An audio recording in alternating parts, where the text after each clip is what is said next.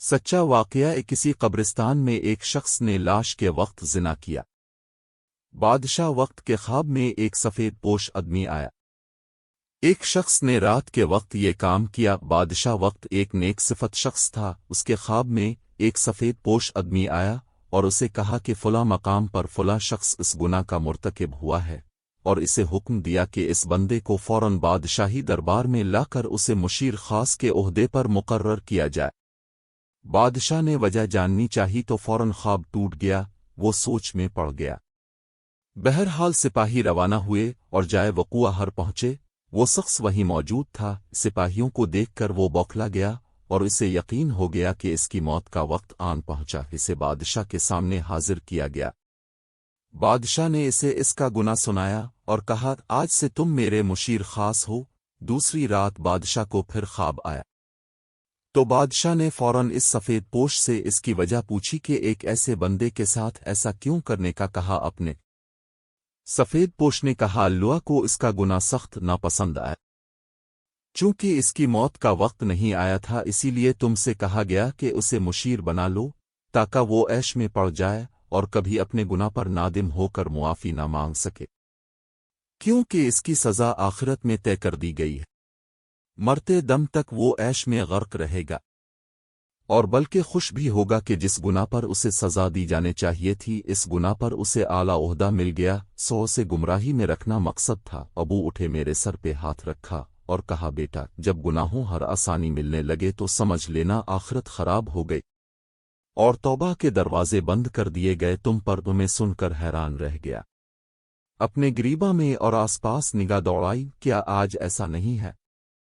بار بار گناہوں کا موقع ملتا ہے ہمیں، اور کتنی آسانی سے ملتا ہے، اور کوئی پکڑ نہیں ہوتی ہماری۔ ہم خوش ہیں، عیش میں ہیں۔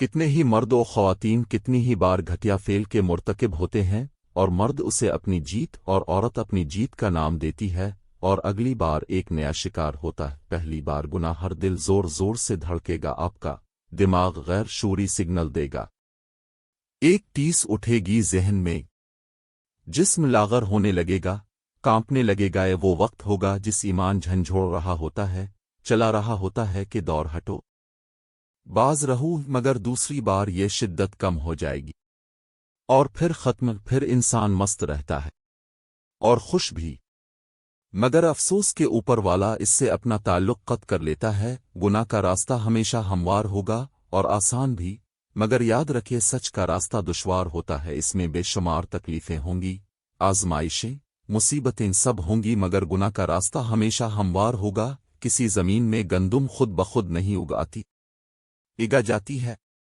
محنت کی جاتی ہے، خیال کیا جاتا ہے، حفاظت کی جاتی ہے، تب جا کے پھل ملتا ہے۔ مگر کسی زمین میں جھاڑیاں، غیر ضروری گھاس پھوس، کانٹے دار پودے خود ہی اگتے ہیں، ان پہ کوئی محنت نہیں کرنی پڑتی، وہ خود ہی اگتی ہیں اور کچھ ہی دنوں میں پوری زمین کو لپیٹ میں لے کر اسے ناکارہ بنا دیتی ہے۔ اسی طرح بالکل آپ کے دل کی زمین ہے، جہاں گناہوں کا تصور از خود پیدا ہوگا اور بڑھے گا، مگر نیکیوں کے لیے گناہوں سے بچنے کے لیے محنت کرنی پڑے گی، دشواریوں سے گزرنا ہوگا۔ خدارا اس لعنت سے بچیں۔